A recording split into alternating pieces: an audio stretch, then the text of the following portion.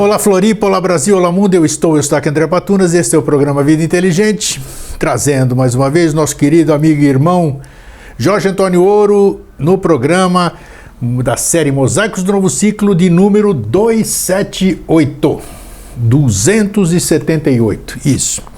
E hoje nós vamos falar sobre um tema interessante, sobre os Dwijas. Vocês já ouviram a gente falar sobre os Dwijas, né? E nós vamos saber o que são os Dwijas, né?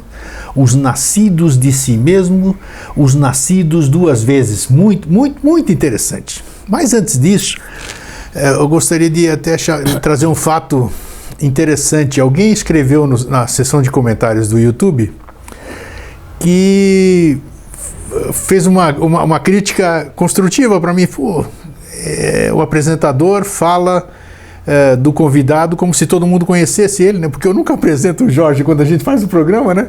E essa pessoa tem razão, o telespectador, porque e se alguém pega o programa hoje, né? Quem é que está sentado aqui do lado? Não sabe? É o Jorge, mas quem é o Jorge disso aqui, verdade, né? E eu achei super, eu falei, puxa, até respondi, falei que em 13 anos ninguém formulou essa pergunta, mas é uma pergunta que realmente merece resposta, porque nós colocamos sempre aqui o crédito, né? Tem meu nome, o Fernando coloca aí o meu nome, o Jorge Antônio Ouro, tudo, mas fica nisso, né?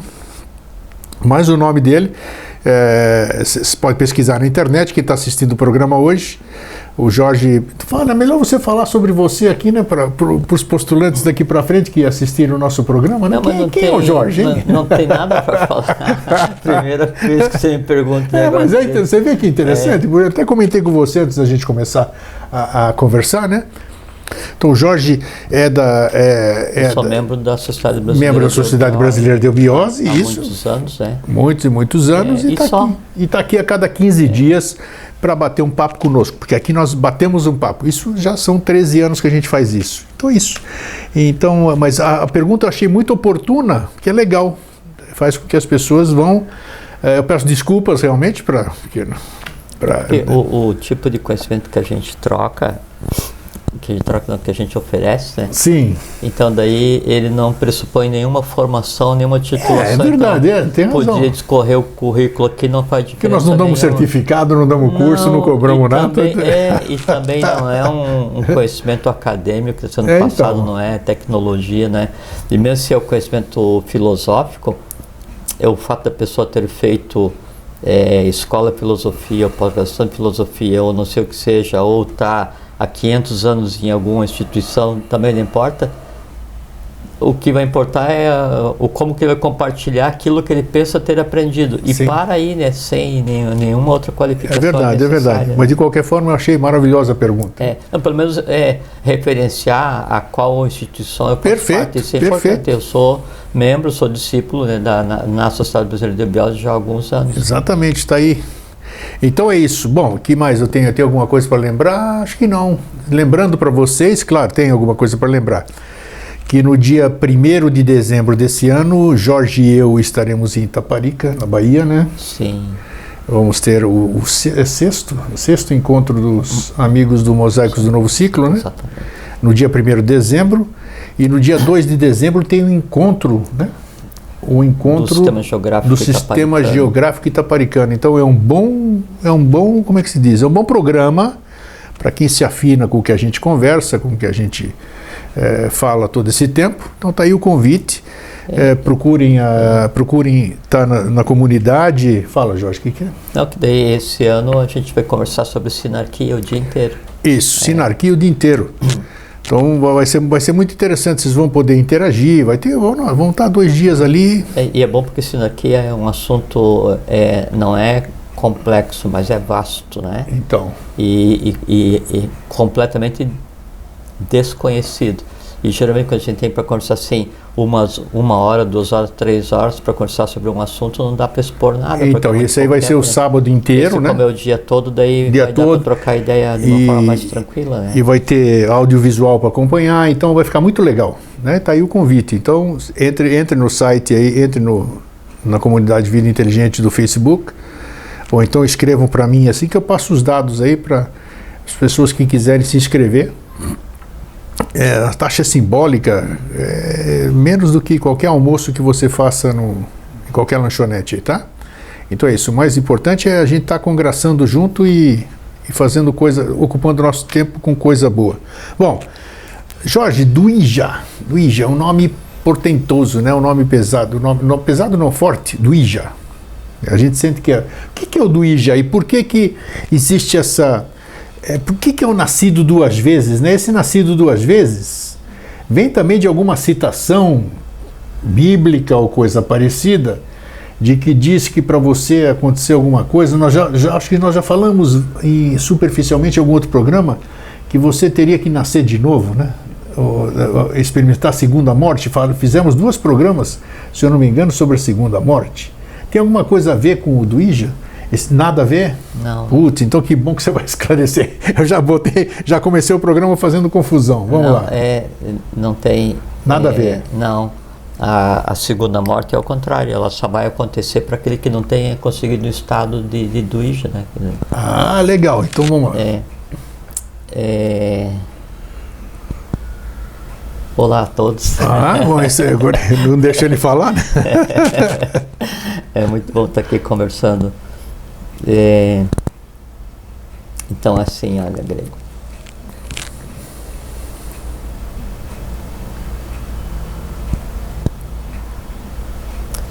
É como se quando cada um de nós fosse nascer, houvesse uma razão para nascer, né?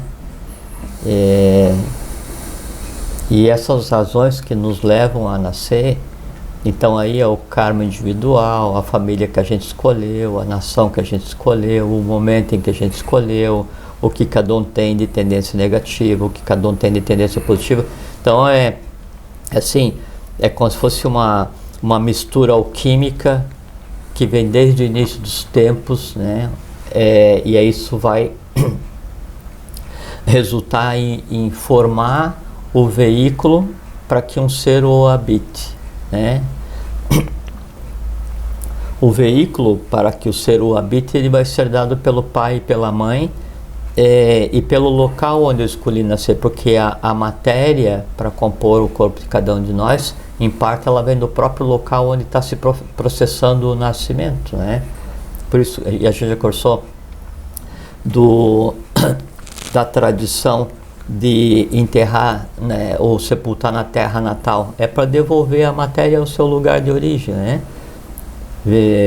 Fisicamente e parte astralmente também. Então, esse conjunto de elementos vai ser colocado em atividade para fazer com que a vida aconteça, né? E aí iniciam os embates do indivíduo, da pessoa, dentro daquela persona que foi construída para ele. Sabe que persona era a máscara do teatro grego, né? É aquilo através do qual o som ecoa, persona, né? Então a personalidade de cada um de nós é aquilo através do qual ecoa o som. Qual som? O meu som, que é o som de quem eu sou. E começa um embate para que daí tudo aquilo que está enclausurado na persona, então todos aqueles elementos que deram causa ao nascimento, eles tendam ao equilíbrio. E essa é a grande batalha da vida, é a batalha contra si mesmo, porque cada um traz um conjunto de lastros, né, para resolver. Quem faz esse primeiro nascimento, né, é o pai e a mãe e o local, né? A mãe da hierarquia, o pai da matéria, os dois, o somatório dos dois é que vão criar o que seria a amálgama básica para a alma, porque quando cada um de nós vai nascer, a gente tem corpo físico, corpo vital, que é o que vai animar o corpo físico e vai fazer entrelaçamento com o plano das emoções, que é o astral, e o plano das emoções, que é o astral, vai estar entrelaçado com o plano mental, e aí vai ser construído uma alma, né? Então a alma nasce vazia para cada um de nós. Tem nela as tendências positivas e negativas. E como é que a tendência se manifesta se a alma está por ser construída? É que a matéria que vai compor a alma, ela é atraída a partir de algumas premissas básicas, e essas premissas básicas são as tendências. Então, se eu tenho tendência a X, né, quer dizer, a alguma coisa, o desenrolar do princípio básico que vai emoldurar o que virá a ser a minha alma, vai ter como base matéria semelhante ao X. Por isso a tendência à agressividade, tendência à passividade, tendência ao ódio, tendência ao amor, são as tendências que cada um tem que tratar. Acho que eu não te perguntei isso aí em nenhuma das oportunidades, mas já que estão falando disso, tá, isso aí, onde entra, isso aí está sendo formado a minha alma, digamos assim, né? Eu como ser que estou sendo engendrado aqui. Só que eu sou constituído fisicamente, vamos limitar ao nosso pai e à nossa mãe. Não vamos para trás não, porque a encrenca fica enorme. Sim. Eu não recebo as tendências dos meus pais também? Também, né? Também. Então já é o negócio mais do que... Você é a tendência, desculpa, especificamente do teu pai e da tua mãe. Mas o que você tem de bagagem própria a você, que eu não sei qual é o teu nome, mas aquilo que tem no ente que você resolveu nascer, que é a família na qual você nasceu por necessidade, mais da pátria onde você nasceu e mais uma parcela da humanidade inteira. Então, é simples, né? Simplicíssimo, né? Simplicíssimo. Vou te contar. Então, cada um de nós é o somatório dessas coisas. Quem vai determinar o quanto disso que me foi colocado vai ser resolvido, aí é essa questão que a gente vai conversar, que é do início ao fim da existência, o que eu vou fazer, como eu vou exercitar a minha vontade, para então dar consciência a esse conglomerado que me entregaram. É como se fosse assim, olha, Grego, está aqui uma série de papéis em cima da mesa e você precisa organizá-los e colocar tua assinatura em todos, mas você tem tantas horas. O tantas horas é a tua vida. 70, 80, 90, 100 anos, vai depender de cada um, né? O organizar é se assenhorar do conteúdo que está na mesa, que é a tua alma. Você tem que ver o que tem ali. Uma vez que você organizou, você vai assinar. No momento que você assina, você está colocando a tua autoridade no papel, imprimindo a tua vontade. Quantos papéis você vai conseguir fazer até que termine a hora de trabalho? Não sei. Quantos papéis tem em cima da mesa? Não sei.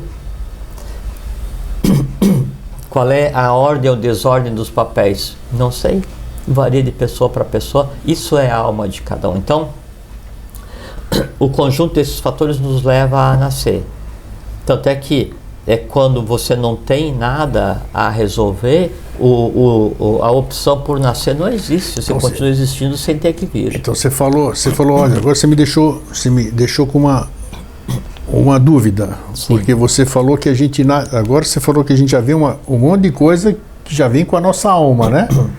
As tendências. As tendências vêm na alma. Você falou, já falamos em programas, ao longo desse tempo todo, de que a alma é constituída ou é formada pela nossa personalidade. Exatamente. Ao longo da existência, então não é quando ela não estou zerado de alma quando eu nasço. Você nasce com tendências, não com conteúdos. Ah, bom, perfeito. Tá. É como se vão trocar o papelzinho e aí é um vaso com uma semente. E você tem um irrigador que chama. Isso, irrigador. Aquela chaleirinha com regador. Regador. Pode ser irrigador ou água. E aí você vai e em cada vasinho, né, tem a semente, você não sabe o que é. E aí você tem o primeiro trabalho de identificar qual é a semente dele. Você vai e coloca um papelzinho A, B, C, D. Você não começou a regar ainda. Tá. Né? Aí você resolve, não, esse A eu vou regar, o B eu não vou, o C eu vou. E aí o A, B, o C são as nuances que daí então vão compor a tua personalidade, né? a tua alma. Então, o conjunto dessas coisas todas, ele é colocado como um desafio a ser vencido. São as lutas do dia a dia, assim, aquelas grandes batalhas secretas que a gente trava todos os dias e que só nós sabemos, não é? E que não é culpa de ninguém. Por quê? Porque tudo que está em mim, eu dei causa. Eu dei causa. Eu estou nessa família por quê? Porque a família tinha certas tendências positivas ou negativas, não importa a família de cada um. E aí isso faz parte da minha opção por necessidade. Por quê? Porque ali eu vou dar embate àquilo que em mim existe. Eu venho desse pai e dessa mãe, por quê? Porque havia ambiência para... Quando você fala assim na questão da opção, por exemplo, me dá a impressão, eu acho que talvez de quem ouve, né? Onde é que foi feita essa opção? Ah, sim. Eu coloco de uma maneira simbólica para facilitar a compreensão, claro, né? Mas imagine um conjunto de forças, né? Tá. Então, vai ser dado o nascimento e aí o que vai ser agregado é um conjunto de... a gente sempre fala que é o simile similibus congregantur, tá. Quer dizer, o semelhante se congrega ou atrai o semelhante, né? Então, isso aqui vai moldar... Não é ninguém que determina, assim. Não é aquela mesinha que está lá e você chega lá, vai bater um papo e não sei o quê. Não, aí seria antropomorfizar... Exato, mas é que nós vivemos em cima desses contos, né? Por isso que eu... Não, porque daí, se você outorga a terceiros, independente quem seja, a decisão inclusive do teu nascimento, você realmente assim, a gente seria um inútil. Marionete. Não, seria um inútil universal, né? Porque sim, eu atribuo a alguém todo o meu nascimento. Eu atribuo a alguém a culpa quando não dá certo. Perfeitamente. Eu peço a alguém para que dê certo.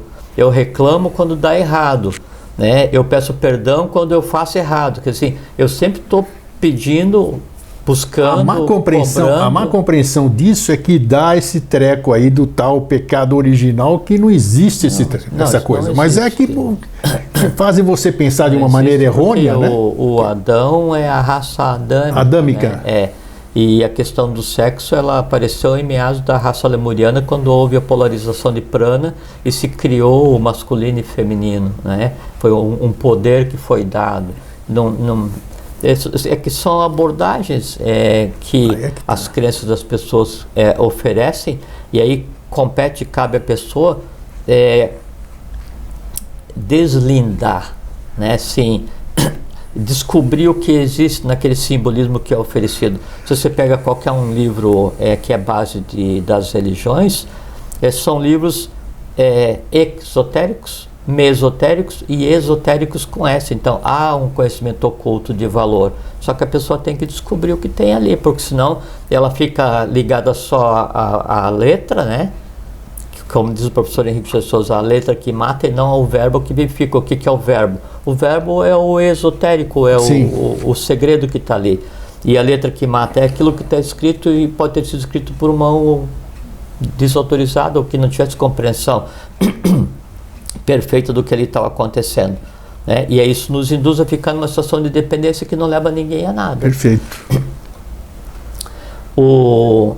Então há um conjunto de fatores que nos leva a vir para a existência, né? E aí a vida ela é um embate permanente, né, entre todas as forças que nos formam. Que forças que nos formam, que forças que mantêm essa matéria coesa, mantêm o físico coeso funcionando, o vital coeso funcionando, o astral coeso funcionando, para que a gente não perca a razão, para que a gente não perca o conceito de vida. São forças cósmicas organizadas de acordo com a inteligência do seu plano. Então há as forças cósmicas minerais que mantêm todo o sistema ósseo e tal. Há as forças cósmicas vegetais que mantêm o sistema neurovegetativo, há as forças cósmicas animais que mantêm o sistema sanguíneo. Aí você começa a mudar, aí há a força cósmica luminal que vai te dar a condição de exercer o poder do raciocínio, da lógica, controlar. Então, há um conjunto de forças as quais se limitam no seu próprio teto. Então, tipo assim, uma força elemental vegetal. Tô com coisa na garganta porque ontem fez muito frio e hoje está muito frio. Muito frio. Né? Então, ela se limita na sua própria consciência. Qual é que é o trabalho do ser humano? Enquanto homem, né?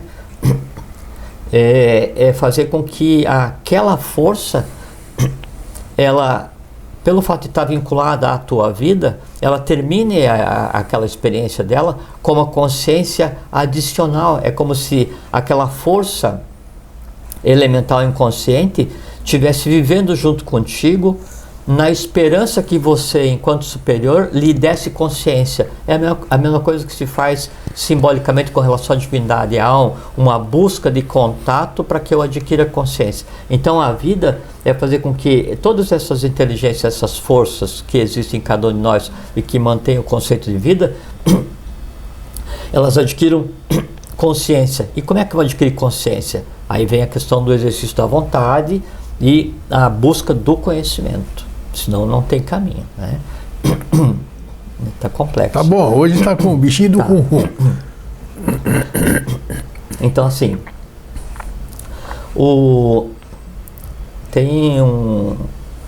Sim, você está andando pela vida nesse dia a dia, no ir e vir, com as batalhas, os embates de cada um, né? E ao sabor das forças que em você existem, né? Então, no físico, no vital, as forças astrais, as forças mentais. E aí hoje você vai agir por instinto, amanhã você vai agir por emoção, depois no outro dia age baseado pela razão, daí já muda no instante seguinte e passa a agir baseado no instinto. E aí, na medida em que muda em você a tônica, o teu humor muda, porque o humor ele é o conjunto dessas forças, né? É como se fosse o fluxo resultante dessas forças determinando quem vai estar com a consciência naquele momento no ser humano. Então você fala assim, o pessoal varia muito de humor, então porque agiu por instinto, agiu baseado na razão, na emoção, uma emoção muito densa sofre, uma aspiração que não consegue realizar. Os temperamentos têm a ver ou não? 100%. 100%, tá. Temperamento é uma coisa muito importante e ele dá exatamente assim, é como se o temperamento ele desse a inclinação do ser humano com relação ao eixo do universo. Que nós fizemos um programa específico sobre os temperamentos. Sim, e é um assunto profundíssimo, sabe? Tá. Profundíssimo. Na iniciação, o professor Henrique de Souza, na eubiose, eles inclusive que se dizia conhecer por primeiro o temperamento do discípulo, para baseado no temperamento ver o tipo de conhecimento, o tipo de prática. Então, só para você ver, a gente já vem com todas essas tendências e mais o temperamento, você já viu a confusão que fica. O temperamento ele é resultante das tendências. Bom, tá, ok. O temperamento é a exteriorização humana das tendências. Seria interessante o pessoal rever esse programa sobre as tendências. Ou pesquisar os temperamentos, mais, desculpa, exatamente. Você sabe que tem, só fazer um parênteses, tem um ambiente de educação, iniciação online da Sociedade Brasileira de Eubiose, né? E é reservado para fazer os graus de iniciação, que são 5 graus, né? E está sendo preparado, e eu creio que daí para o ano que vem daí vai ser liberado, um curso aberto a todos, independente de estar fazendo os graus ou não. Então qualquer um de nós pode fazer. E o primeiro curso, porque a ideia é fazer o quê? É levar à humanidade, à população, à nação brasileira, um conhecimento que, mesmo que a pessoa não esteja pronta para se iniciar naquele momento, aquele conhecimento sirva para que ela tenha uma vida melhor, para que ela se compreenda. Que interessante, né? Legal. E aí o primeiro curso que vai ser aberto a todos que assim o desejarem é exatamente sobre temperamentos. Olha, porque que bacana. No conhecer o temperamento Boa do notícia. Ponto de vista... então isso eu estou falando para você em primeiríssima mão. Eu acredito, porque... Não comentado ainda nem dentro da própria instituição. Olha só, opa. Que então, bom, acho uma excelente iniciativa. O conhecer o seu temperamento, ele dá os primeiros controles sobre a própria existência, independente da profundidade da iniciação que a pessoa vá seguir ou não, né? Legal. Fechamos parênteses. Então, vamos lá. O conjunto desses fatores é que vai determinar quão dura vai ser a minha batalha diária para eu vencer esses elementos. Acontece o seguinte, quando você ganha um equipamento qualquer, um telefone celular, uma TV, um computador, uma traquinalha tecnológica qualquer, ou você compra um carro, a primeira coisa que você tem que fazer é ler o manual para compreender aquilo, para que você possa bem utilizar aquilo para tirar dele o resultado desejado e para que você não se fira ao usar, né? E nem fira terceiros ao usar. O ser humano é a mesma coisa. Ele tem um manual de instrução, né? Então, se eu tenho em mim forças elementais, minerais, vegetais, animais, hominais, angelicais, divinais, sim, e infernais, todas, né, num grande conglomerado, eu tenho que conhecê-las para fazer com que cada uma se acalme e cumpra o seu papel. Cadê esse manual de instrução? É a iniciação. A iniciação estão perguntando aí, a gente fica captando, né? Não, o manual de instrução é assim, a iniciação, eu tenho que compreender o que em mim existe, eu tenho que compreender, é como se fosse uma máquina, que é dada essa máquina, autocompreender-se, gnose te ipsum, faze por ti que eu te ajudarei e compreenda a si mesmo, né? Então eu tenho que me entender, eu tenho que ver como é que eu funciono para daí então falar assim, não, ops, calma, negócio é assim e tal. No fazer isso, assim, eu tenho um impulso e eu compreendo a razão desse impulso, e eu compreendo a natureza, eu sei como é que ele é, eu sei como é que ele funciona, e aí eu transmuto esse impulso, né? E faço com que ele não venha a ser uma ação externa. Em vez de ele te dominar, você passa a dominá-lo, né? E eu dei a ele consciência, e a consciência que eu dei a ele, lembra que a gente conversou no outro dia, que daí então quando eleva-se o homem, aí então o mundo onde ele está faz transbordo para tudo que nele esteja entrelaçado. Sim. A mesma coisa, então, se você pega um impulso qualquer que existe na tua alma e dá a ele consciência, que assim, transforma o ódio em fraternidade ou qualquer coisa assim, então aquele caminho que existia do ódio generalizado até você passa a receber um contrafluxo de fraternidade. Então você dá consciência àquilo que em você existe e dá consciência a todos os símiles daquilo no plano que lhes dá origem, altera o próprio plano que lhes dá origem. Então, você quer dizer que toda a vida, vamos chamar assim toda a vida, porque a vida não cessa, segundo se fala aqui, né? Toda a vida você tem oportunidade de se resolver. Sem dúvida. Cada vida, vamos dizer, cada existência, melhor colocado, é uma oportunidade de você zerar o passivo, digamos assim. E em zerando, aí então você fazer com que o teu entorno ascenda, suba, se eleve junto com você e junto toda a humanidade. Por quê? Porque da humanidade conseguiu. A gente conversou um dia assim, se pelo menos um da humanidade for bom, ninguém pode dizer que a humanidade é ruim. Por quê? Porque um é bom. Um no todo, todo no um, né? Então... E é assim que funciona. Então, quando você faz alguma coisa, aquilo sempre tem ação no plano, que a gente não vê, mas no plano que dá origem àquela emoção, àquela razão, aquele instinto, aquela ação, que tipo coisa assim. Então, o caminho para se fazer isso é a iniciação. E por que a iniciação? Porque é um conhecimento que não é dado ainda de maneira generalizada, então a pessoa tem que se encaminhar para uma instituição que tenha um conhecimento que eu entenda como útil. Qual conhecimento que eu vou entender como útil ou necessário para mim? Não sei o que tem em você. Às vezes uma religião que eu acho que ela é desconstrutiva, para você pode ser útil. Por quê? Porque você está saindo de um estado de incompreensão absoluta e aquilo naquele momento é positivo. Por quê? Porque é 0,1% a mais do que... Se fala muito de iniciação, estamos falando hoje aqui. A iniciação é vista como uma coisa boa. Não tem condição, não existe o risco de um iniciado, usar a iniciação para coisas escusas, para coisas ruins, para o aprendizado que ele tem lá dentro, o conhecimento que ele adquire lá dentro, ele dentro da liberdade de escolha dele, ele não pode fazer uso disso para um caminho não correto, se é que existe caminho não correto, a gente já fala muito disso, né? É assim, Grego. Porque se não existisse risco nenhum, todo mundo correria para se iniciar, né? Sim. Mas funciona assim. Eu tenho o desejo de pintar uma tela vermelha. Legal. A minha alma é vermelha, né? E vermelha no sentido de tamásico convulsionado. Então, em mim existe, né, uma série de coisas para resolver. Só que eu tenho uma máscara, né? E a minha máscara está pintada de branco. Aí o pessoal olha para mim e fala assim: nossa, como ele tem o branco da paz pintado no seu semblante e a alma vermelha. E eu não deixo que transpareça isso.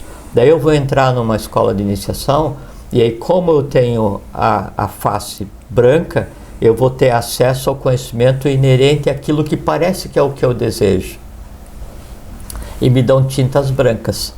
Né? Eu me apodero daquilo que não me pertenceria porque eu tenho segundas intenções. Quer fazer o quê? Tá indo Pintar bem. coisas vermelhas na minha alma, porque a minha alma é vermelha. Sim. Me apodero de várias tonalidades, várias nuances de branco, né? Ou azul, né? Ou amarelo, e me aproprio sem estar sendo honesto nem comigo mesmo, nem com o meio no qual eu estou, e levo para minha casa, para minha alma, e aí vou tentar pintar as minhas coisas vermelhas com o branco, com o azul e com o amarelo. Não vai acontecer. Você tem que, por mais mal intencionado que seja o ser humano que esteja num caminho de iniciação, o conhecimento iniciático em si, ele é incorruptível, porque ele é o que é. O que a pessoa pode fazer é: vou repartir sem autorização, vou tentar usar isso daqui para benefício próprio. Todas as tentativas dela, né, sempre vão gerar contrapartidas para a própria pessoa, as quais ela vai ter que dar conta e vai ter que resolver ou nessa existência ou na próxima. Mas você deu esse exemplo que você deu agora, você considerou que o ser tamásico, vamos dizer, que era esse excessivamente vermelho, ele não tem condição de... Não, só eu dei como um exemplo, porque Sim. A iniciação, ela busca exatamente transmutar, né, o tamásico em azul e em amarelo. Sim, então aí a possibilidade existe. E não dá pra gente demonizar o tamásico, a cor. Claro que não, nós exemplificamos de... Porque a matéria em si, ela é tamásica. Se não existisse as três gunas da matéria, né, o amarelo, o azul e o vermelho, a própria existência não existiria. Não. O que acontece é que daí então tem que se buscar o equilíbrio. Sim, aí sim. Entende? Aí dentro dos tons de vermelho, então tem o vermelho mais rubro, né, que é a erotização, o ódio, a maldade, e aí quando isso é feito conscientemente, isso é caótico para a própria vida da pessoa, para a humanidade. Então isso que a gente tende a dar em embate, né?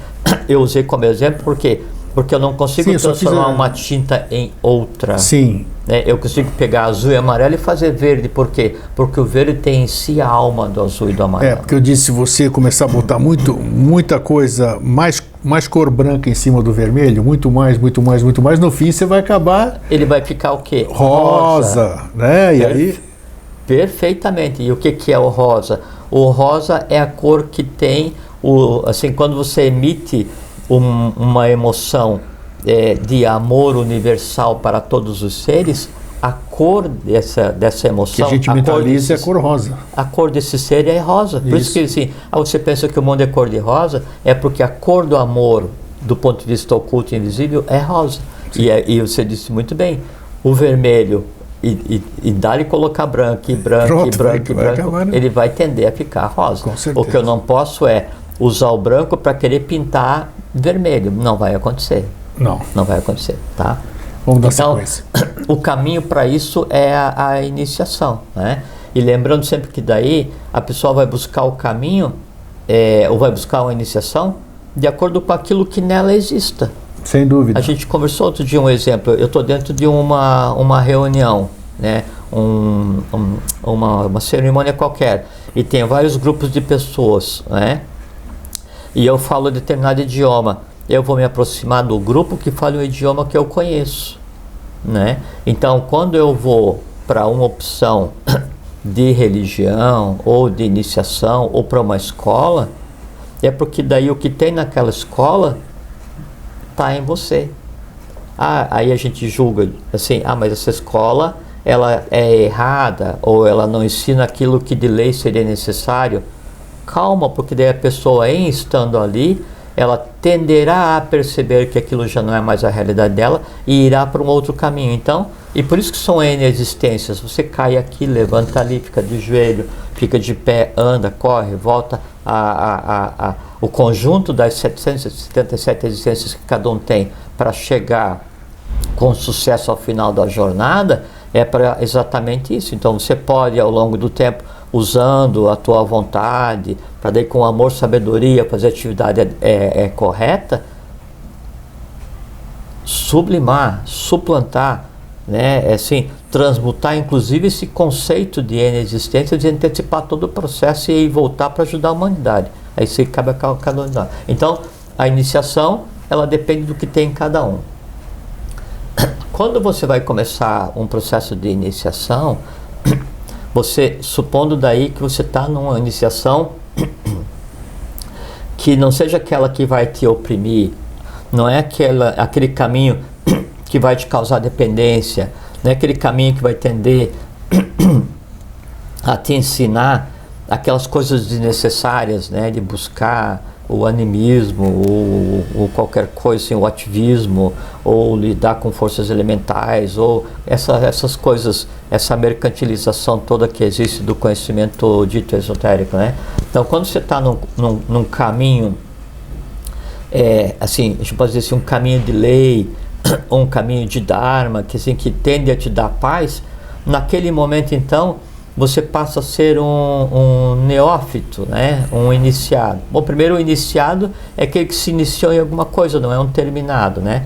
Da mesma maneira como um adepto é aquele que é adepto de alguma coisa. Eu sou adepto de água mineral com gás. E isso me torna melhor ou pior? Nada. Sou só um tomador de água, né? Então depende do que você é adepto, né? Então o que te torna bom ou ruim é o que você faz com aquilo, não a coisa em si. É como se dá um bisturi para a pessoa, pode tirar a vida ou salvar a vida, né? Ou o remédio, ou o veneno, né? O veneno em uma dose homeopática, ela cura, em uma dose muito grande ele tira a vida. O conhecimento é exatamente da mesma forma. Então você passa a ser um neófito, né? Um neofito, um recém-plantado ou um plantado novo.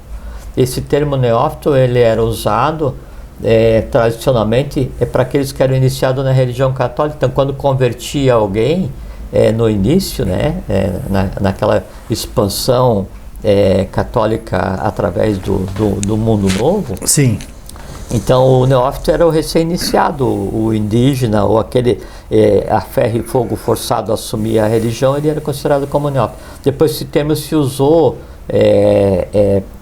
de maneira generalizada, indicar aquele que começou um caminho, né? Então o neófito é aquele que está recém-plantado em um novo caminho.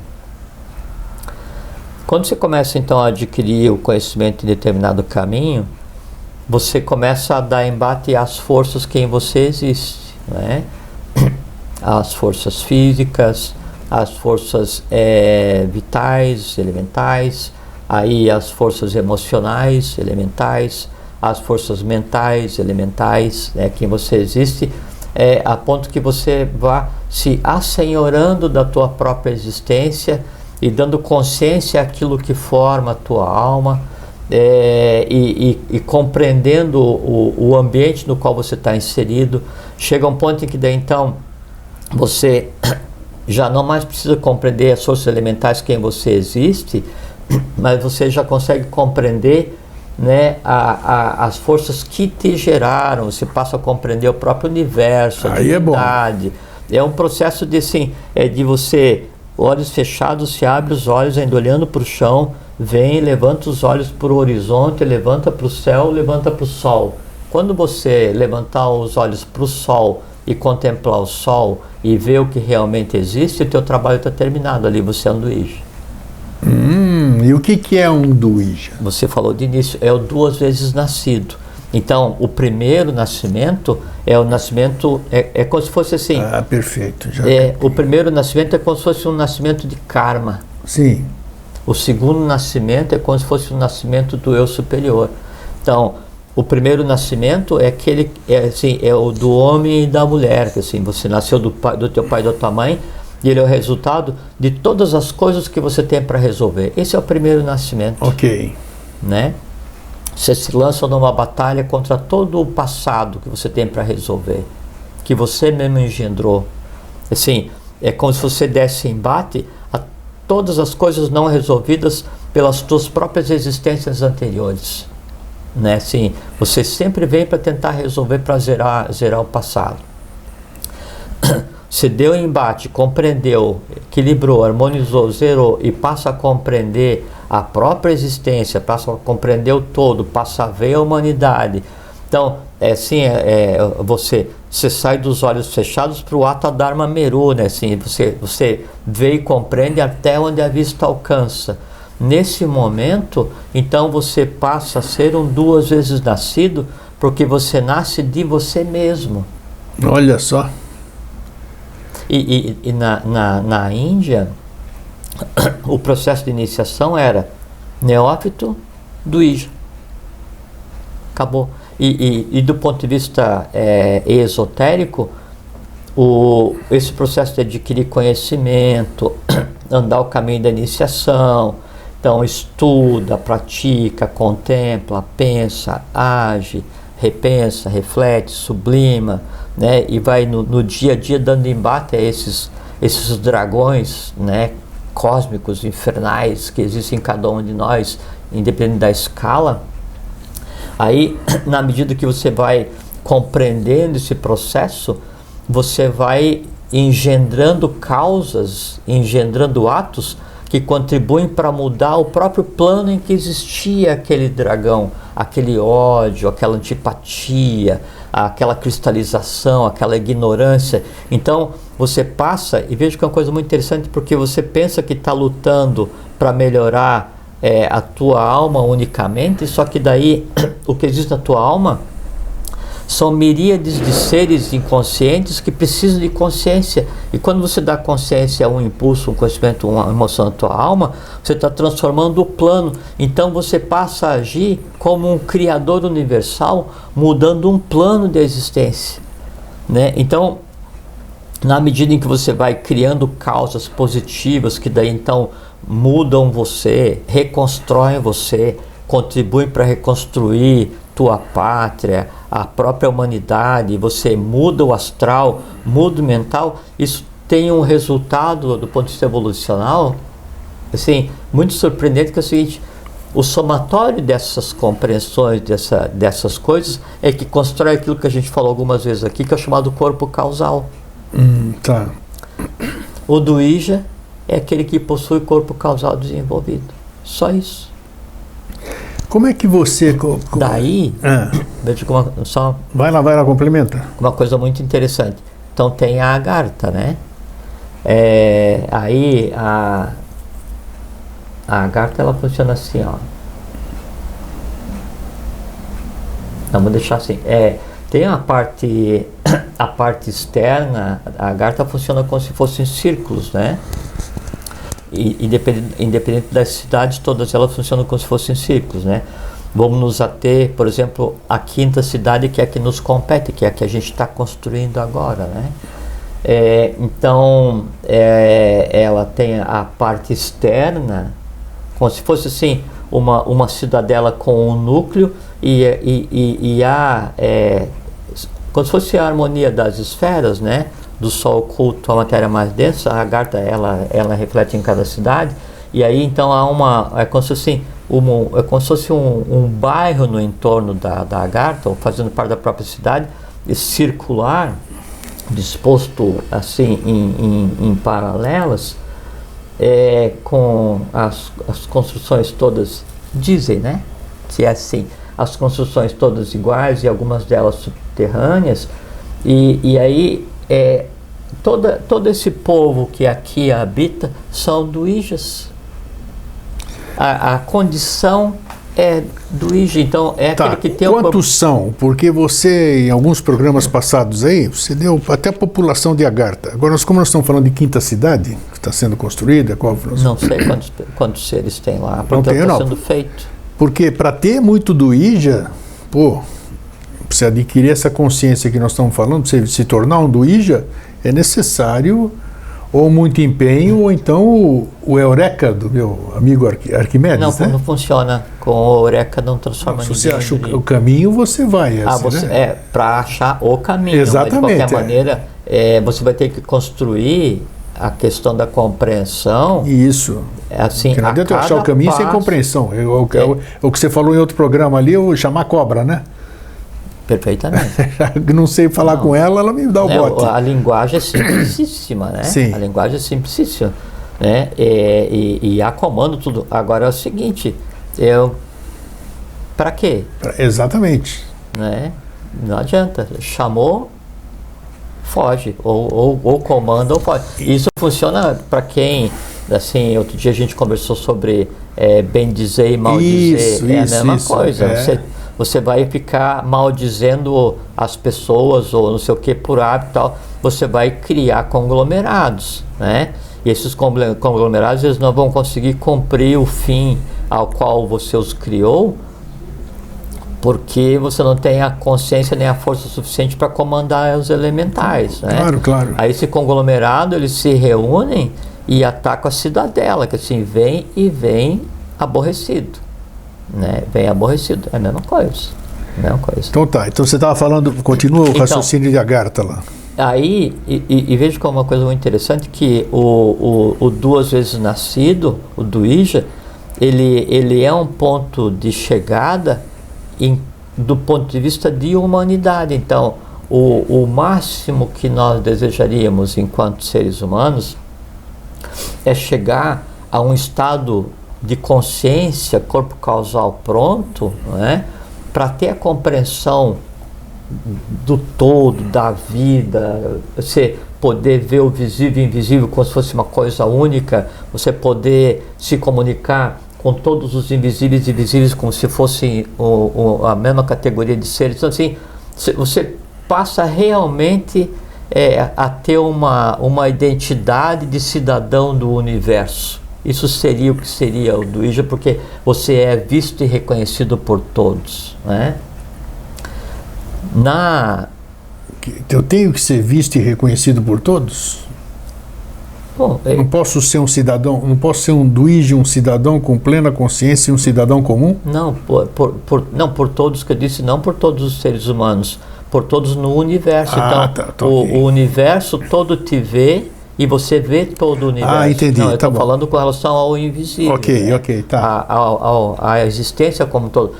Se você for tentar o caminho da iniciação em busca de ser um do IJA, né? Para daí então você vir a público e falar assim, olha, eu levito, olha, eu diminuo o meu tamanho. Você não é do IJA coisa nenhuma. Exatamente.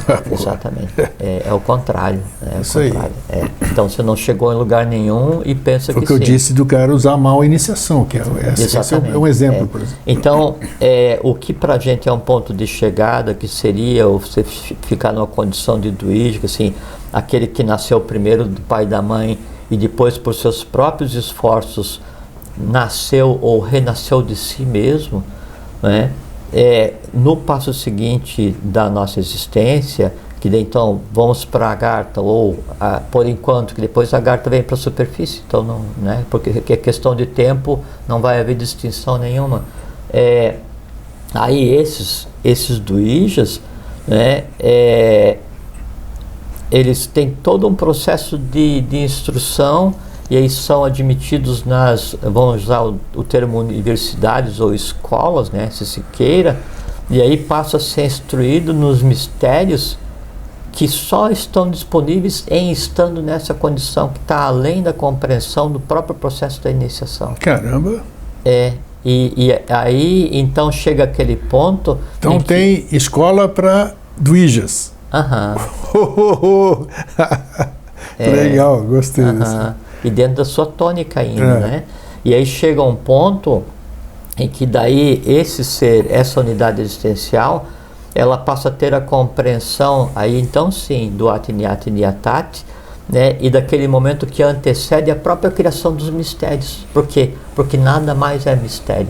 E lembra, a gente conversou também outro dia, que o mistério, ele vem de um verbo grego, que significa olho fechado ou boca fechada, né? Isso. Mas vem do proto-indo-europeu mu, que é aquele quando você compreendeu, você, então esse primeiro, né, assim, então isso no proto-indo-europeu tinha o nome de mu, ou mue, né? Então isso é mistério, é aquilo que você, então você vai chegar num ponto, a humanidade vai chegar num ponto em que o próprio conceito de mistério vai deixar de existir, porque não existiu sempre o mistério, né? O conhecimento foi ocultado, primeiro pela própria incapacidade da humanidade de compreendê-lo, segundo pela incapacidade da humanidade de bem usá-lo, né? E aí, por proteção à própria humanidade, reserva e entrega àqueles que venham buscar. O Duija, ele pode retroceder, ou melhor, ele pode pisar na bola, como aconteceu lá na Atlântida, uma civilização fabulosa, conhecimento pleno, todos os atributos, né? E de repente aconteceu tudo aquilo. Alguém se tentou por alguma coisa e foi tentado. A Atlântida, grego, é muito interessante a gente comentar daí um passinho a mais do que era a questão da Atlântida. Então a Atlântida ela deveria ter desenvolvido a mente concreta no seu apogeu, porque era o quarto momento evolucional. O quarto momento é o que seria a mente concreta, né?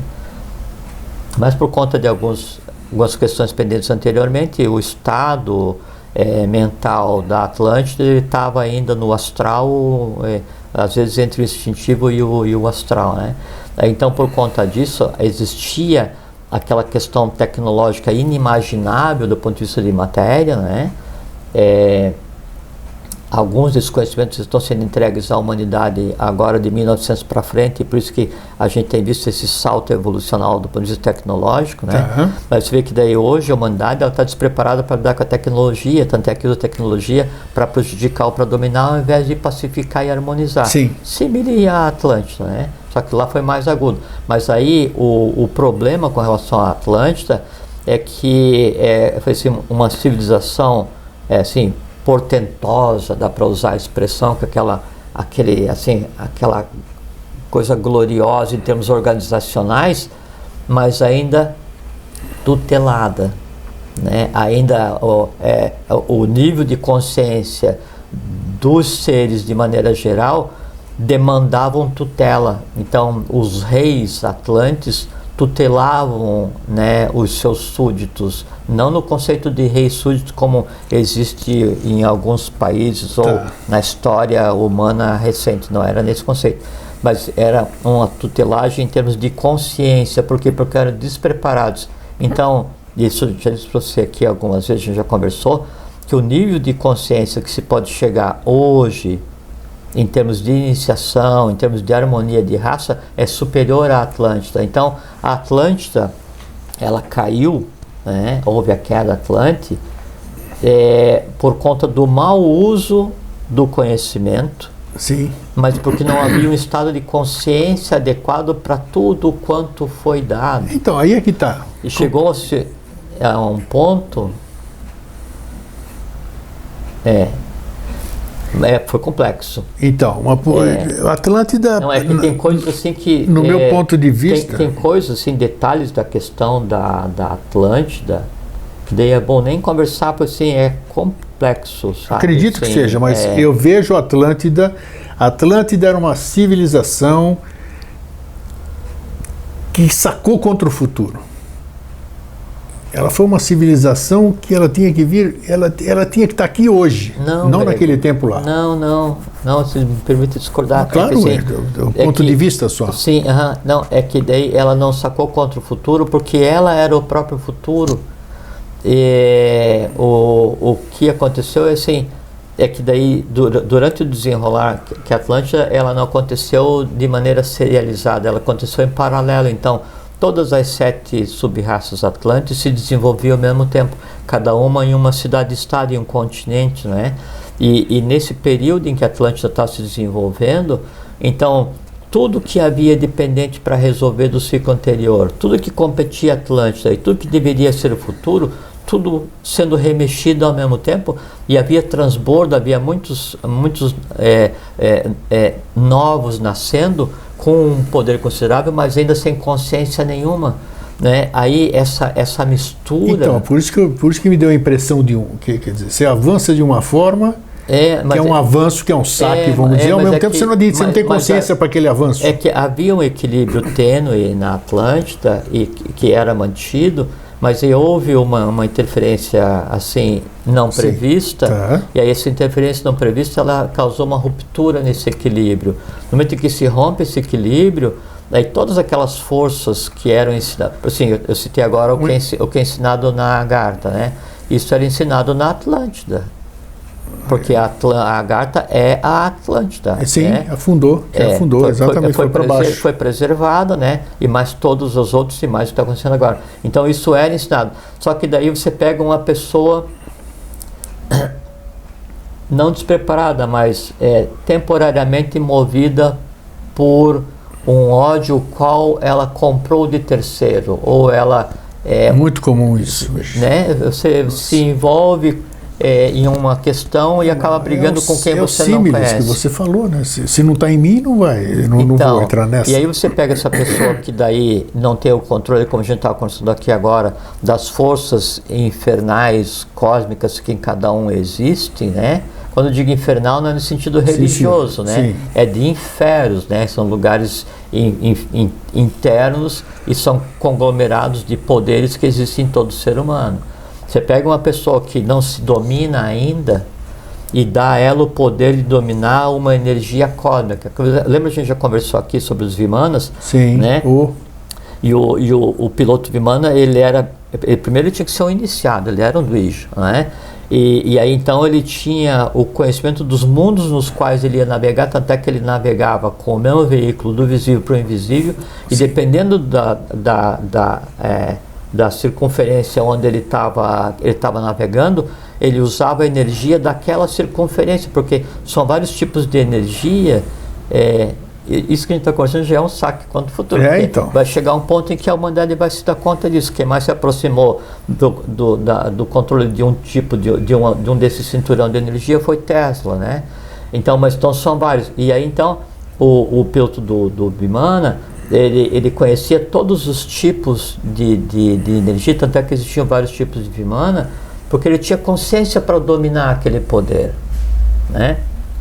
Daí você pega a pessoa comum na Atlântida, né, de maneira generalizada, e dá um conhecimento para manipular uma energia, né, a qual ele desconhece completamente a potencialidade. Eles eram Dvijas, os Atlantes? Não de maneira geral. Não, porque eles não tinham consciência, né? Não, exatamente, não de maneira geral. Ou tinha consciência para aquele momento que está muito aquém da consciência do momento atual. Então você pega o ser humano, vamos trazer uma analogia mais simples, né? Aí tem uma criança que está vendo explosão de fogos de artifício, né? Daí assim, nossa, que lindo, né? Isso daqui. Daí você achou lindo? Achei. Então vem cá, eu vou te dar uma caixa de rojão, né? Aí a criança, ela não sabe que tem que apontar para cima, ela não sabe que pode se machucar, ela não sabe que ela não pode acender aquele negócio dentro de casa, que ela não pode apontar para ninguém, que ela não pode ficar olhando no tubo para ver o que vai sair dali, né? E aí você entrega a caixa de rojões para a criança, né? E volta para a festa. Daí a criança vai assim, puxa vida, como é que eu vou fazer isso? Volta para casa para perguntar, ô pai, como é que eu acendo? Mas já com sendo acendido, eu acendi, mas não estourou ainda. Putz. Ou apontando para você. Isso aí, claro. Aí toca fogo na família, se machuca. Isso. A culpa é de quem? Sua. Claro. Porque na Atlântida foi a mesma coisa. Então, se deu caixas de rojões a todos os seres despreparados para usá-los, né? E usando para um objetivo temporariamente desvirtuado, né? Daí a coisa tomou tal proporção que envolveu assim, o síndico do condomínio teve que descer para brigar contigo porque você deu a caixa de rojão para a criança e ela trouxe para o apartamento. Sim. Aí quando o síndico desceu, né, ele trouxe já a área jurídica para pegar e botar, e aí então aquilo gerou uma confusão tão grande que daí o edifício afundou. Aí quando ele disse, puta, o edifício vai afundar, então o que vamos fazer? Vamos pegar o histórico dessa confusão e vamos preservar no subsolo, na garagem, para que daí quem vier depois não faça a mesma coisa errada, né? E o que está de certo vão guardar para quem vier no futuro. Isso é a Agartha, isso foi a Atlântida, isso é o uso de poder, isso é questão de ser duíja. Não. A outra pergunta que você fez, um duíja cai? Cai. Exatamente pela contemplação, porque sempre assim, mesmo se estando em um estado de consciência superior, ainda é um processo em evolução. Não é? E aí, dependendo do conjunto de forças às quais você esteja submetido, você pode optar pelo caminho A e pelo caminho B. Não tenho dúvida disso. Daí, aí na história, nós temos muitos exemplos de pessoas nascidas de maneira especial, preparadas de maneira especial, e que vieram para conduzir um destino em determinada parte da humanidade. E usaram de outra forma. E aí usaram para o seu benefício próprio, né? Ou então, assim, haviam seres de alto tipo que vieram para anunciar o que viria a acontecer no Brasil. Aí eles optaram por criar escolas próprias, caminhos próprios, linhas próprias e... Percebe? Porque aquilo que a gente sempre fala, dura lex sed lex. Uma vez que a consciência se projeta na matéria, ela se subordina às leis da matéria. Qualquer um que venha agir na humanidade se subordina às leis da humanidade, né? E aí tem que lutar para sobreviver. O embate, ele existe da mesma maneira. E aí você experiencia a revolta, você experiencia a dúvida, você não sabe quando está fazendo o trabalho ou não, você não sabe até que ponto você pode fazer o trabalho porque se é lícito ou se não é lícito interferir. Daí então se vê que mesmo o duíja, mesmo aquele que já tenha tido um estado, tenha estado assim, ele está em um estado diferente de consciência, ainda está sujeito às lutas cósmicas. Ponto.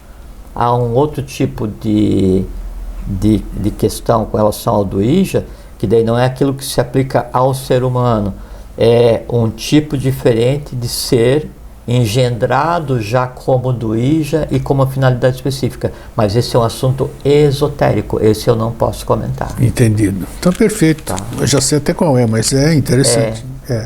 Mas é muito bom. Tem a ver com 4 linhas da humanidade, né? Tudo a seu tempo. Exatamente. E é um conhecimento disponível, faz parte do caminho, e também é a mesma coisa assim, há rojões que não adianta entregar muito cedo. Perfeitamente. Porque senão, ao invés de aquilo se transformar em uma comemoração, tipo um eureka, assim, ou, puxa, mas então era isso, se transforma em dor. E um complemento com relação àquela tua pergunta, se daí o conhecimento podia ser usado de maneira errada, é que daí o conhecimento, quando ele é mal usado, né, intencionalmente, ele vai se voltar contra o responsável, né? Uma vez perguntaram para o professor Henrique, se ele não se preocupava na época da consolidação dessa transposição, desse transbordo, né, do governo oculto do mundo, do Oriente para o Ocidente, com sede no Brasil, essa coisa toda, e então havia necessidade de uma série de estratégias, e uma delas era dar um vasto conhecimento, assim, muito profundo, de maneira generalizada, a qualquer um que se dignasse a ler a revista, que a revista era a revista Dharana, né, que era o nome da sociedade na época, em 1924, depois mudou em 28 para STB e mudou em 69 para SBS, seguindo os ciclos, né, de trabalho para manifestação física do Avatar para a humanidade como um todo. Aí, então perguntava para o professor se ele não tinha receio que fossem fazer mau uso daquele conhecimento. Daí ele disse que não, porque o conhecimento superior para o ignorante intencional, ele é invisível. E se conseguir se apropriar, não vai saber como usar. E se apropriar e tentar usar, vai causar mal a si próprio. É o exemplo que você falou do rojão na mão de quem não sabe mexer. Casos, né, de pessoas assim que daí se apropriam de coisas mágicas que eles não sabem o que é, e a coisa mágica pode ser um conhecimento, qualquer coisa, um mantra, sim. E vai e muda, né? E às vezes pensa assim, não, mas o que é mudar um mantra, ou mudar uma yoga, ou mudar... Às vezes você muda um conglomerado de forças e desencadeia uma necessidade de ajuste tão grande que vai milênios para que isso volte ao ajuste. E você sabe como é que funcionam as coisas, né? Então, por isso há essa preocupação para que tudo seja dado de acordo com... Aí é o mérito de cada um. E quem define o mérito de cada um é a própria pessoa.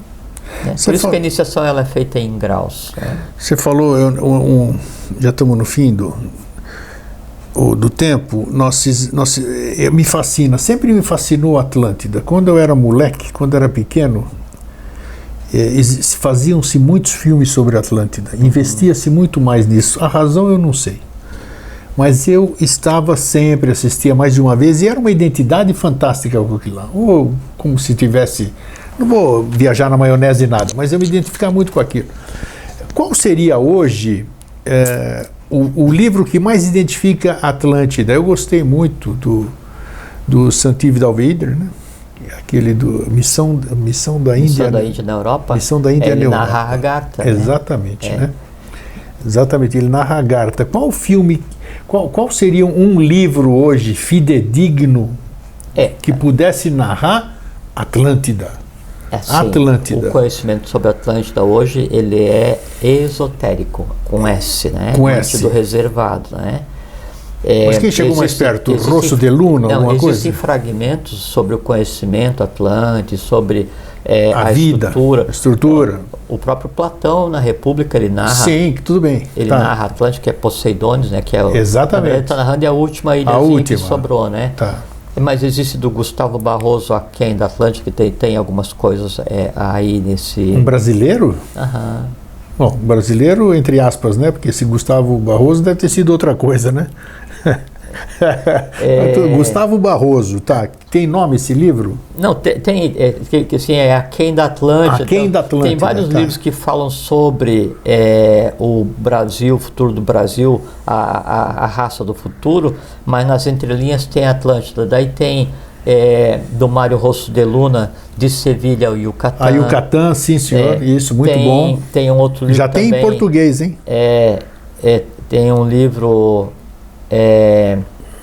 Os Tesouros dos Lagos de Somiedo. Como também. É que é? Los Tesouros do Lago de Somiedo. Ah, sim, também tá. Do Rosso de Luna, tá. Tem um outro livro, acho que é Astúrias, fala de Astúrias Tenebrosas. Astúrias, a região na Espanha. Eduardo Alfonso escreveu sobre... Também? Se você pegar... Qual é a obra do Eduardo Alfonso? Você consegue lembrar ou não? Também, e tem Atlântida no título, não me lembro exatamente. É mesmo? Eduardo Alfonso? Puxa. Como é que é? Não, mas tudo bem, já dá para pesquisar. Mas a Atlântida e a América, ou América e a Atlântida, o título bem claro, assim.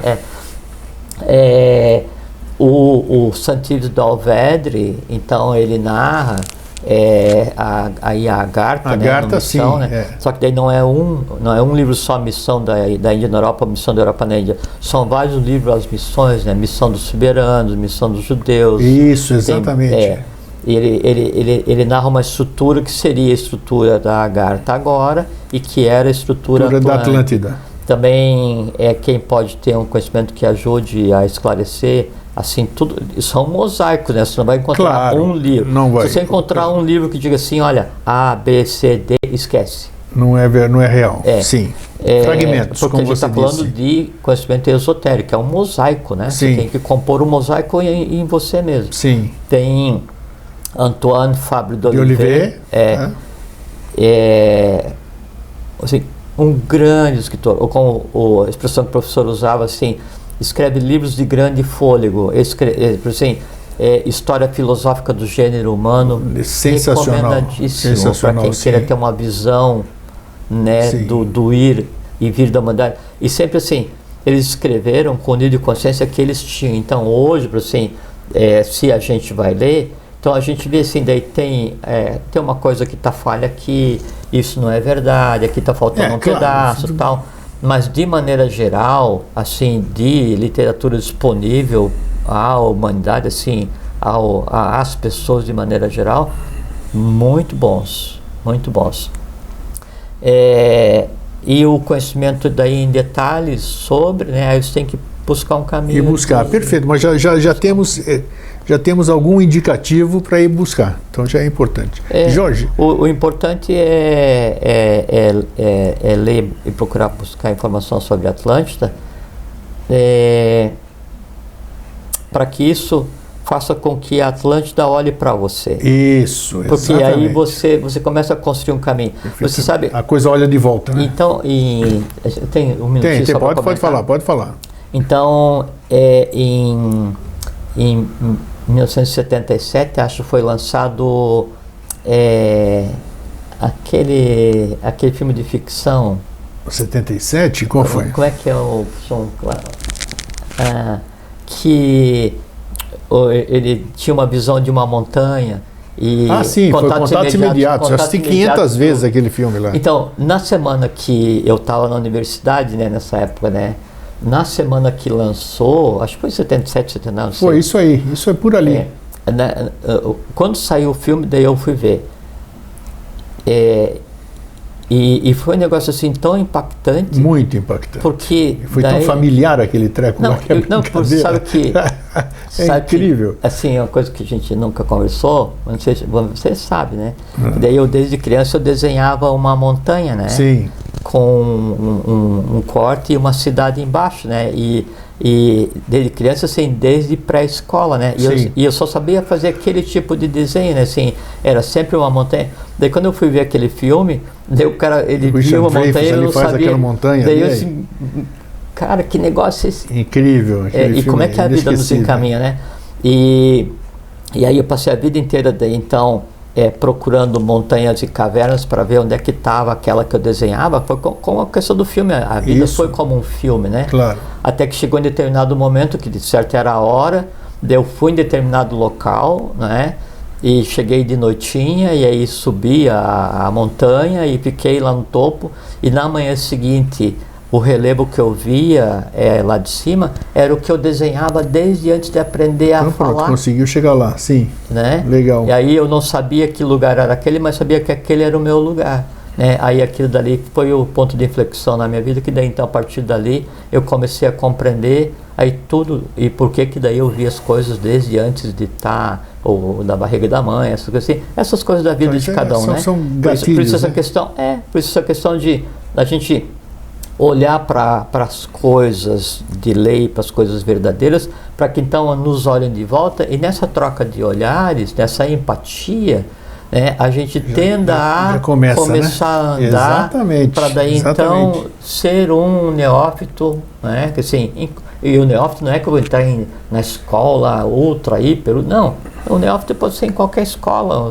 Eu vou aprender a desenhar. Eu sou um neófito na arte de desenhar. Vou aprender música. Sou um neófito na arte da música. Só que eu vou avançar até o momento em que eu consiga ver a cor de cada letra musical na hora que ela é tocada. Que eu consiga ver uma sinfonia com os olhos, com os ouvidos fechados. Esse é o caminho. E esse filme que você está fazendo referência, que eu assisti não 500, mas mais de 100, você está falando tudo, porque para o contato, vamos dizer que é alegórico, né? Para esse contato que nós estamos falando que é a mesma coisa aqui, você descobrir, tinha a música, né? Eu falo arrepio aqui, meu. Os caras cantando lá na Índia.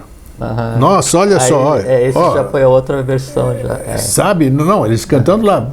Eles falam, um monte de gente cantando, depois aí falou, vamos tentar com essa aí, as cores, a música, os tons, e aí começou a... Sabe que é uma coisa muito interessante, que assim, só pra gente... A coisa olhou de volta, o disco houve exatamente essa analogia que você fez aqui agora, né?